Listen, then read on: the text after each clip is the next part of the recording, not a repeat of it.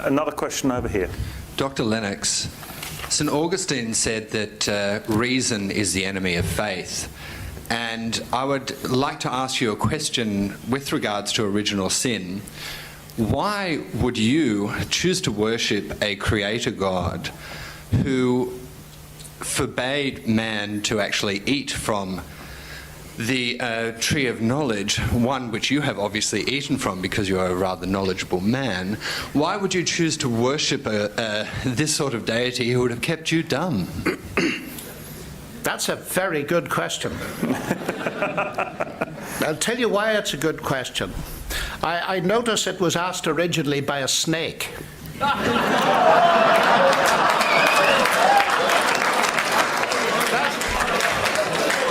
That is not implying any offence at all. None taken. Because, well, let me try to answer your question. The story in Genesis fascinates me because it is a story that defines for us what life really is. It defines it at its various levels, from the physical to the aesthetic, to family life, to work. And the highest thing in life, according to that story, is a relationship with God that's morally determined.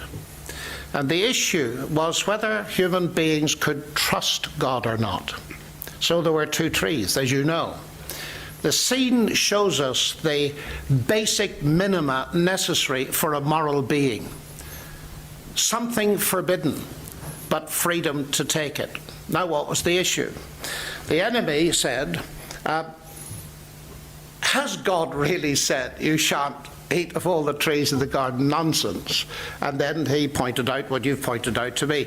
God wants to suppress you, you see. He wants to keep you down. It'll cripple you intellectually, aesthetically, and everything else if you go for this tree of the knowledge of good and evil.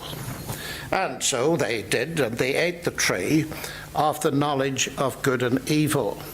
There are two ways of knowing good and evil. Notice, not a tree of knowledge, by the way. God was very In Hebrew keen. it's called the Etz Hadat, and Dat means knowledge, not good or evil. And is good or evil not mentioned? No, it is not. At all? Not okay, I stand corrected there. I'd like to find out about that afterwards. But the fact that God is clearly not against knowledge is clear elsewhere in that very text, because God actually started science by encouraging human beings to name the animals at the beginning of Genesis, which is what we call taxonomy. Now, to just very briefly wrap up on this, the notion that believing in God keeps you down is very common today. I was told when I was 19 by a Nobel Prize winner. He said to me, "Do you want a career in science?" I said, "Yes, sir." He said, "Give up this childish notion of belief in God. It will cripple you intellectually completely, and you'll never make a career in science." I quietly said to him, "Sir, what have you got to offer me that I haven't got?" And he talked about emergent evolution.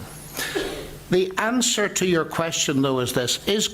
Do I worship a God who wants to keep me down? Tell you the kind of God I worship.